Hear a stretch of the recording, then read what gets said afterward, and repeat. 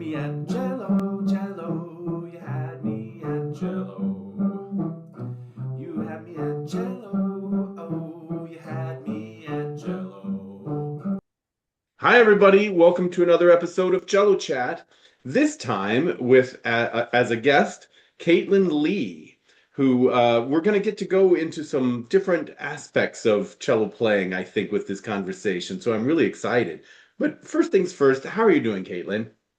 I'm pretty good. A little bit nervous, honestly. But I'm also very honest.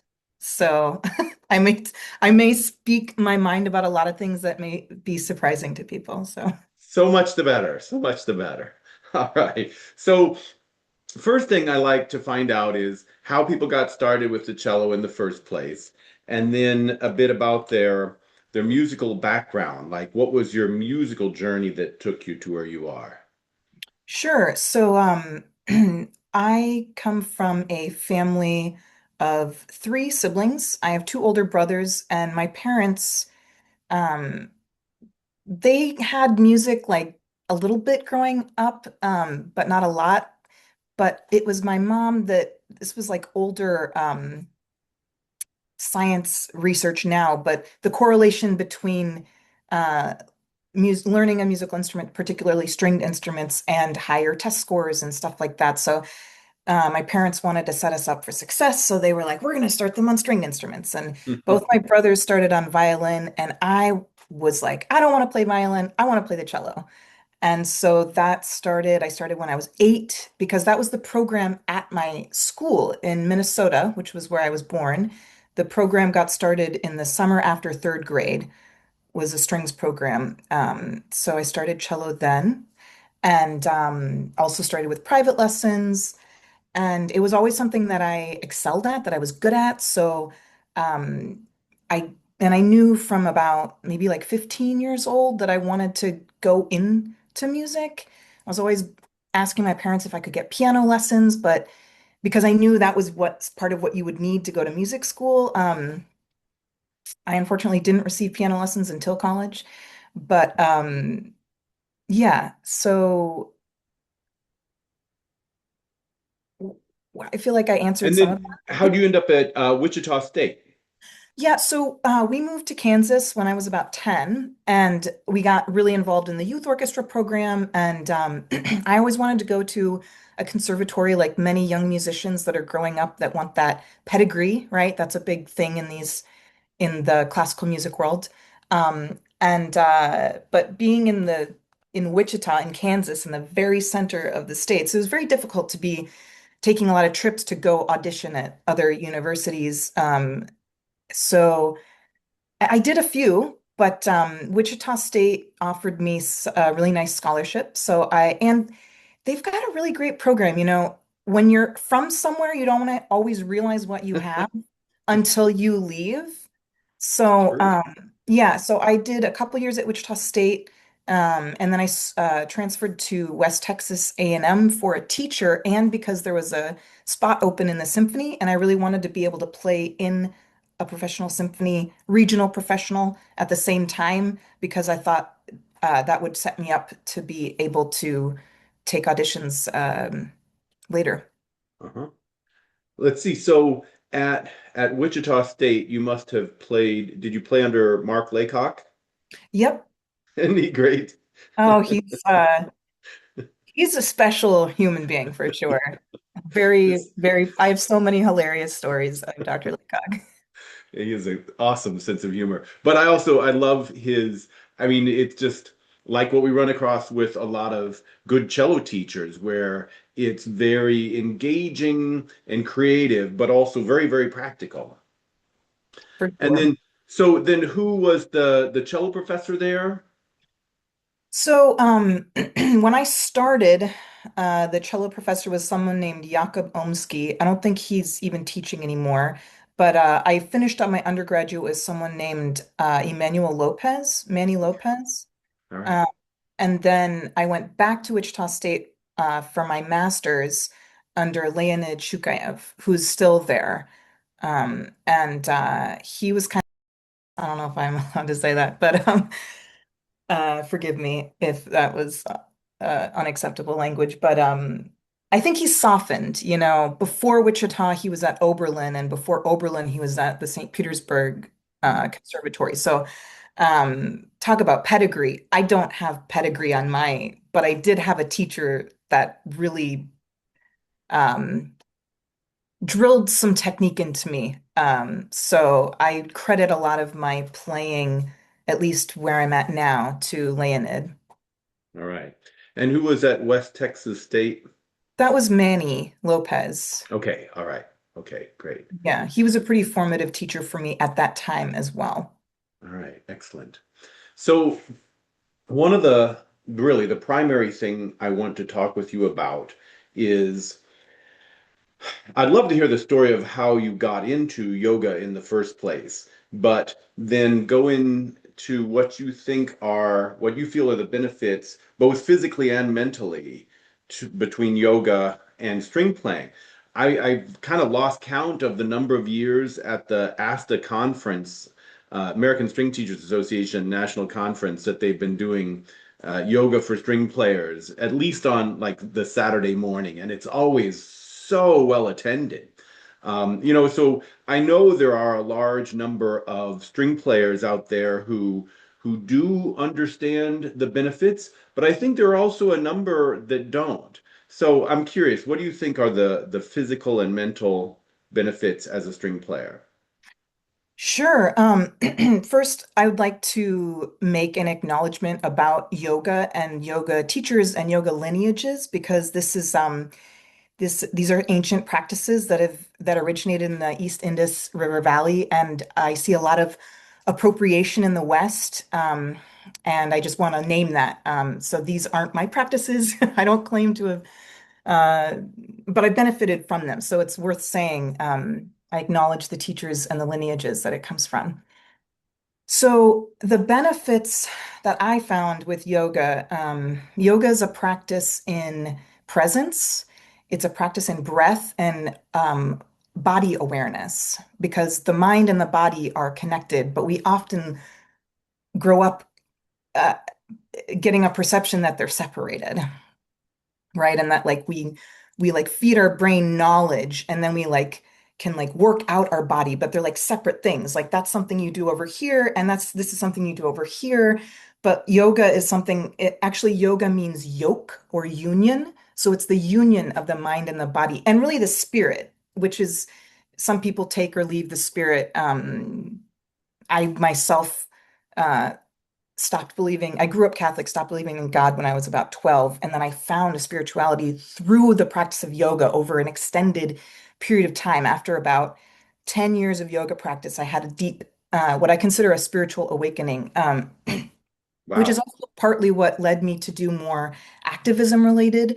I spent many years working well, in Stockholm as working with El Sistema, which, as many people know, originated in Venezuela, has been um, echoed throughout the world in lower socioeconomic underserved areas to provide education to all people, really, because music is it's a skill and it's something that people can get joy from. But anyways, back to yoga.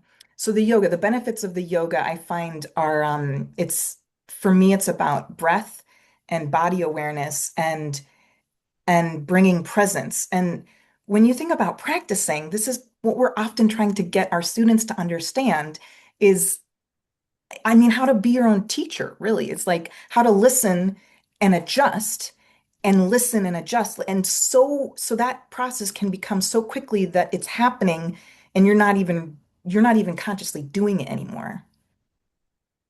Yeah, that's great. I mean, the number of times in any lesson, for example, or over the course of a semester that we address habits, and of course the most ingrained habits are the ones that you're not even aware of.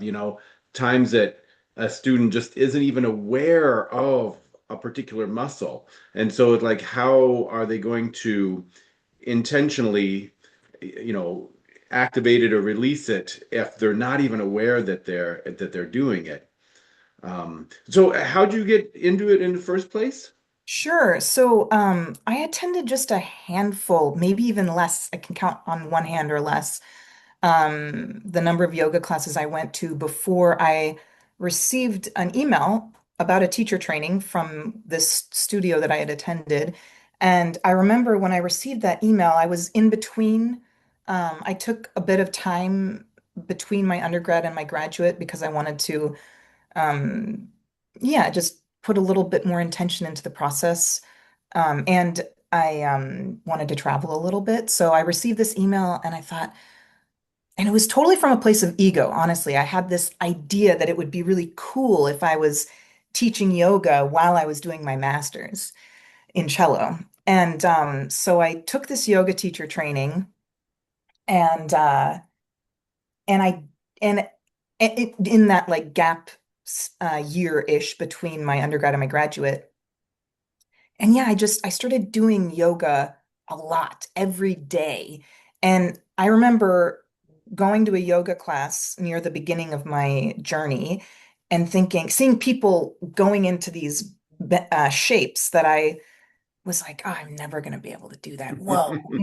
And then a week, 2 weeks later, I was doing it. And this is the power that I learned from. We are so capable. Yeah. We have no idea what our bodies and minds are capable of. And practicing, it doesn't have to be yoga. It could be qigong. It could be a walking meditation. There's all different kinds of body mind awareness techniques that bring people back into themselves, that proprioception, so you can understand like what am I feeling on the inside, and how, like when I'll experience pain in my hands or my wrists, and I often I think I catch it so early. Hmm. You know, some people will have to take breaks because they have, TMJ or tendonitis in their arms or their wrists or things like this. And when you're practicing something like yoga, you become so aware of your body that you get the signs earlier that something's happening. And you see me, actually, Dr. Laycock used to make fun of me by my mimicking me. I'd be sitting and just like I'm going to turn my screen a little bit so you can see Yeah. my hand. I would just be doing like this kind of emotion Yeah. um, before, during rehearsal, whatever. And often, but this one, Hmm. because it's here. A lot of times I mean, we're doing this all the time, right? So we really have to do the opposite. And in yoga, it's about balance. So if you do one stretch, you do the opposite, like the equal opposite. You always do the left side and the right side. And if you do this stretch, then you're going to do this stretch, you know? So, I hope that answers the question. It's Yeah, so I easy mean to go into story. it's all great. It's so valuable. And I mean, just even what you addressed right there hit several things that are major topics in cello lessons. The idea when a student puts a finger down very unbalanced, and wonders why it's not only not comfortable, especially with repetition, but also not consistent, and then just the thing that you said earlier too, even about just breathing and how often a lot of, I'm sure not just cellists, obviously, but we're talking about cellists are not aware when they get in a situation where they're nervous, they get performance anxiety, and so they get kind of tunnel vision on just playing these notes they've learned, and they're not aware of what they do differently with their breathing. But of course, if they breathe more shallowly, then they don't get as much oxygen, and then their hands start to sweat, and all these other sorts of things. This idea of trying to create a mindset, not just when you're on the stage. If you're just thinking about it, then it's too late. But every time that you do, really, hopefully anything, but including cello playing, where there's this line of intentionality through things, and so it's not just compartmentalized. Um, but so like Phyllis Young was one of my teachers, and it was very fascinating to me, among many other things, But I remember even just the first year of studying with her, how just practically everything that she did in life and that she saw, she would connect to either cello playing or to art, to music. And I'm wondering, when you do yoga, do you have, hey, this would apply to this sort of bow stroke or passage on the brain, as well as I'm sure when you're playing cello, you have yoga on the brain? So, um, not quite the way you're describing it, but Uh-huh. something that has come to me, as we know within scale practice, right? There's seven notes in the diatonic scale, eight being the repetition of one, right? One, two, three, four, five, six, seven, eight slash one, two, three, four, five, six, seven, one, two, three, four, five, six, seven, right? Yeah. Yeah. It's like a loop. And something else that I came across and learned through yoga are the chakra system in the body. And in the body, there are many, but there are seven main chakras. So I'll run through them. It goes Muladhara, or the root chakra, which is about around the base of the spine. Then you have Swadhisthana, or the sacral chakra, around the sexual organs. Manipura is your power or solar plexus, right behind the belly button. And then you have Anahata, which is the heart chakra. Vishuddha, the throat chakra. Ajna chakra is your third eye. And then Sahasrara is your crown chakra. So when I'm doing my scales, I'm calibrating my chakras to the notes. And as I'm doing that, because it's one, two, three, four, five, six, seven, one, two, three, four, five, six, seven, one, two, three, and it's a loop. I put a drone on the scale, the tuning CD, which, as you probably know, has like all the partials in it, right? So and I put the metronome on 60. I do nice, very slow scales, and then run through, we all have our own version of scales. And so, and as I'm doing it, it starts to inform, because with each chakra, there's different um, properties, or the like the root chakra, it can be about stability, and even like uh, financial balance, or like, there's different properties. The sacral chakra, the second chakra, is about your creativity. It's the seat of your creativity, around the womb, water, very feminine.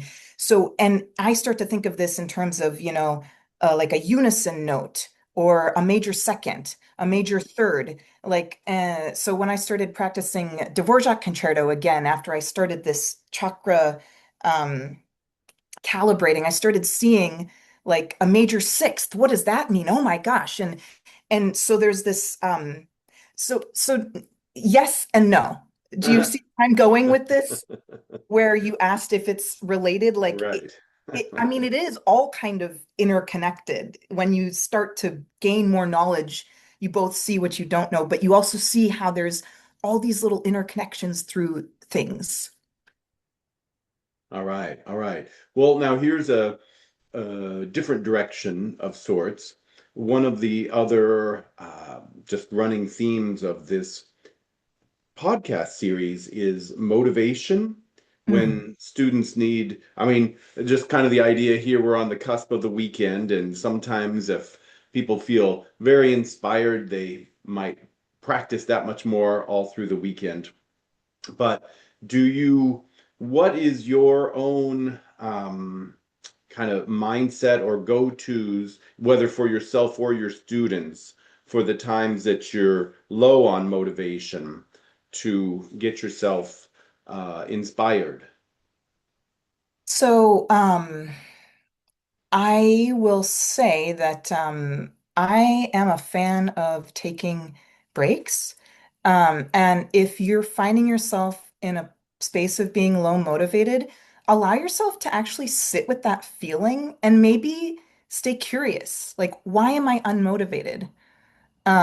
If you can get to that place. And and maybe tr tr try something else, whether it's dance, or a walk Hmm. in the park or a call with a friend.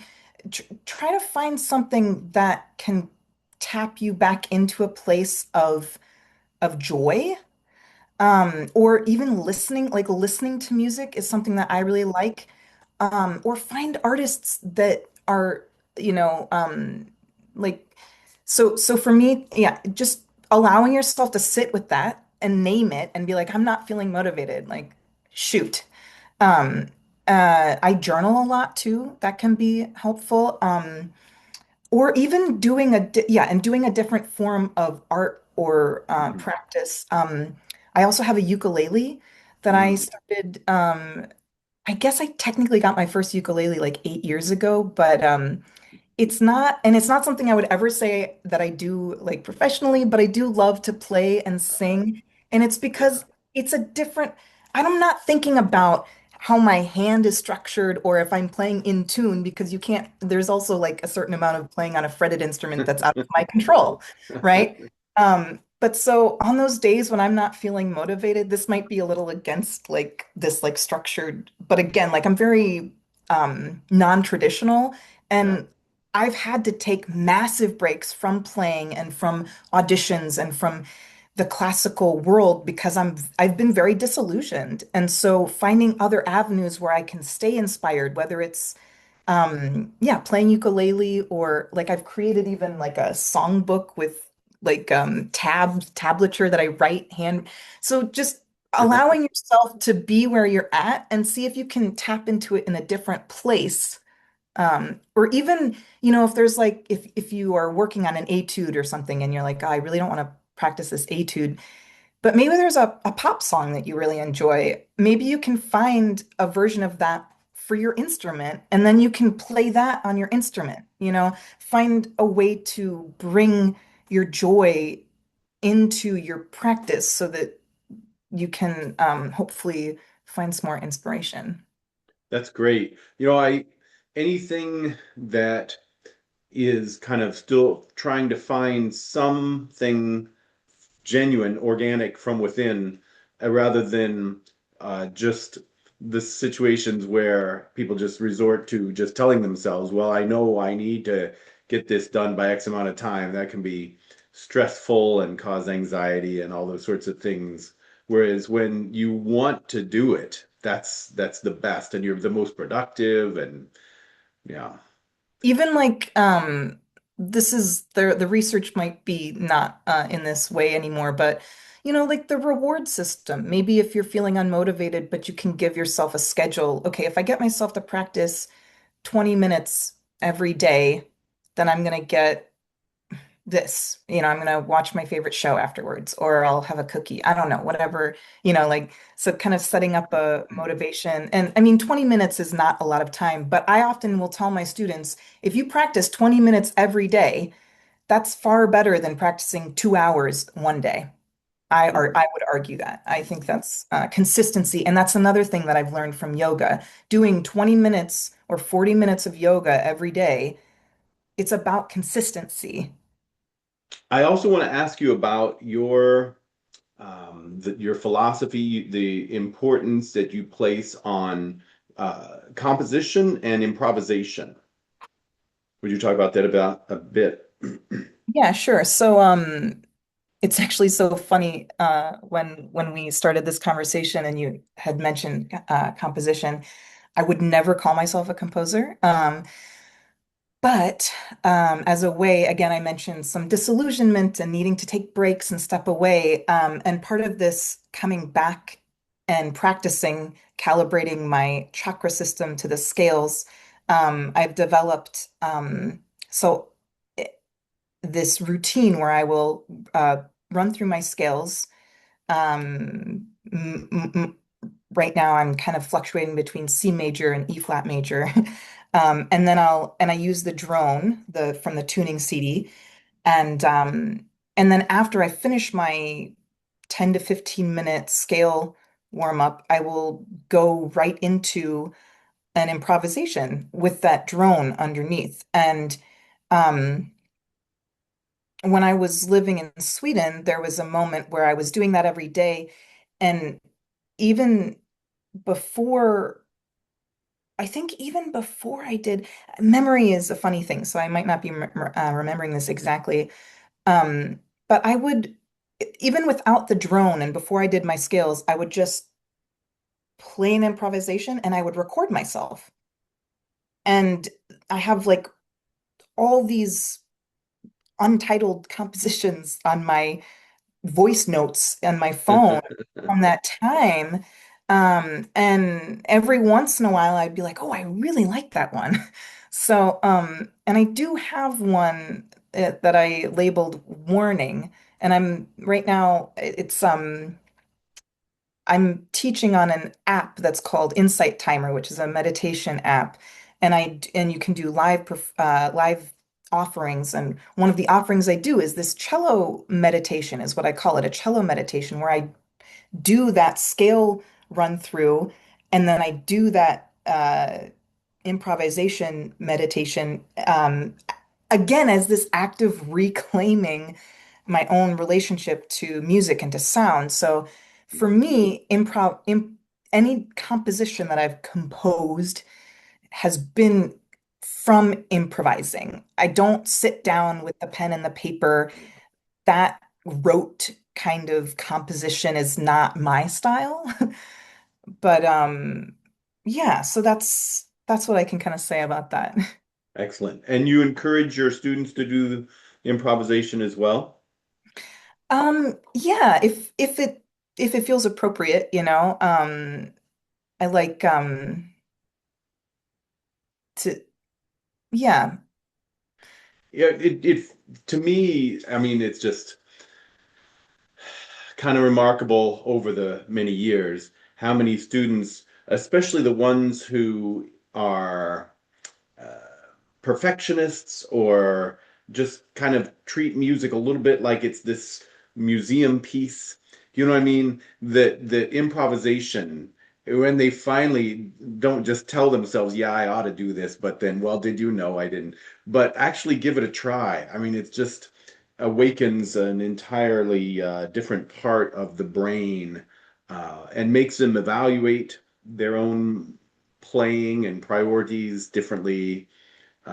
Anyway, it's obviously like what you say. It's like not everybody needs the same thing at any given time, of course, but it certainly doesn't hurt. I've never seen a dose of improvisation do any harm to somebody's trajectory, you know?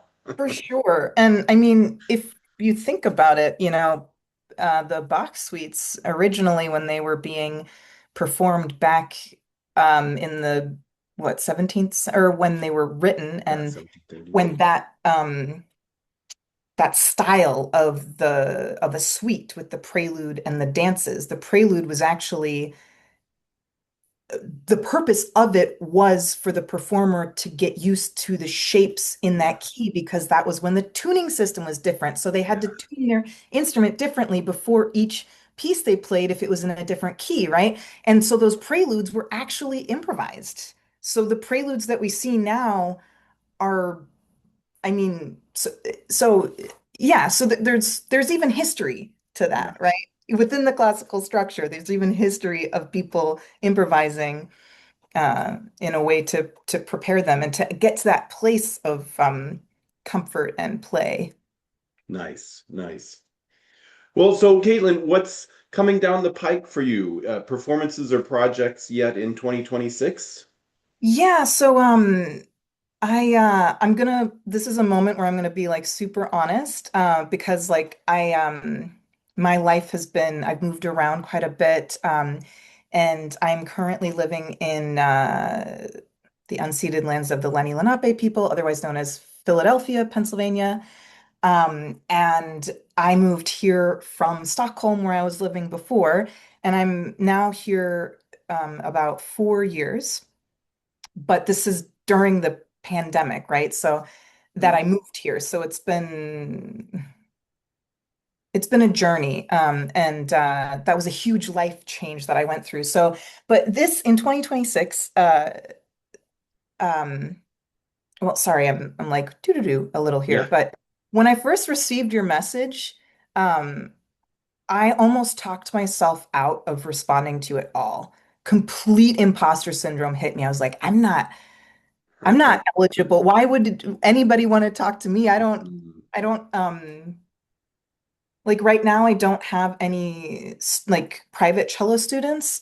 It's been difficult to build a studio in a new place, especially a big city like Philadelphia where there's established people, mhm, and coming here in the middle of a pandemic and in the middle of some life stuff. But that aside, I leaned heavily on my yoga practice and my yoga teaching. And so I mentioned before, I'm a teacher on Insight Timer, which is an app that you can download for free, and you can attend these events for free every Thursday morning, except not tomorrow because I'm traveling. So I need to take a break. I'll be in Minnesota visiting with my parents, my family for some time. But every cool. Thursday morning at 9 a.m. Eastern, I do this cello meditation with that improvisation. Again, an act of like reclaiming and also just holding myself accountable. Hmm. And doing it once a week. There's a part of me that would love to do that all week, but I know myself, and if I was to, you gotta be honest with yourself and set yourself goals that you can achieve. So once a week, I do this cello meditation Thursday mornings, 9 a.m. Eastern, and then on Sunday evenings, I also do a sound bath, which is another version of it's more of a restorative practice that's just I use crystal sound bowls and also these really beautiful chimes you can hear. I don't know if you can hear this in the background. Oh, I'm probably the Zoom not being on Oh. music mode is Here, let me see. shutting it out. Rats. Yep, that's okay. I know how to do this. Let's see. It's Audio settings. Here we go. Do. Um, Never mind. I'll look into that later. There. Normally it's right at the top. I don't know why I can't find it here, but that's okay. So yeah, sound bath is this more restorative, again, like yoga and that whole space has been such an integral part of, again, like find something that you can connect to. If you need to take a break, do that because you can always come back. I will never lose the 28 29 years of cello playing and practicing and crafting. That's never going anywhere, right? Yeah. I can always, it's like, I mean, in meditation, they talk about like a river, like the river is always there. It's about whether you choose to enter it or not, and if you're in it, it's about seeing who's around you, what's around you, right? So, I do that every Thursday cello, and every Sunday evening at 7 p.m. Eastern. Um, Sound bath. And then actually something that I still am working out the details of the actual program, but I'll be doing a cello recital at an event called Tea and Symphony at the Highlands Mansion in Fort Washington, which is just northwest of Philadelphia. All Uh, right. so that'll be in April. I believe it's April 12th. So if you're in the That's Philadelphia area and you want to come hear I'm looking at the third box suite and maybe doing some of this improv. yeah. I'm looking at getting maybe like a loop pedal. Like I've been wanting to do this for some Yeah. time, but it takes time again to It like does. build it. Everything does. It does, right? Yes, and money. Yeah. Yeah. Yeah. So All right. Well, best of luck with that and just with, I mean, each of us with our own journey. I mean, I know, for example, there are people who are, and some of them perfectly happy in life, who don't have a major art as a major component of their lives. But I can't relate to that. You know, I'm so glad to have a feeling of that need to connect, with just the artistic, the muse, as it were, in exactly. yeah. Well, terrific. All right. Well, it's been great visiting with you, Caitlin. And yeah, I look forward to checking out some of these improvisations myself.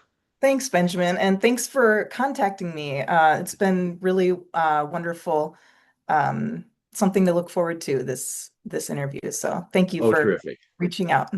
Excellent. All right. And everybody out there, happy practicing. We'll meet back the same time next Friday. Take care. You had me at jello.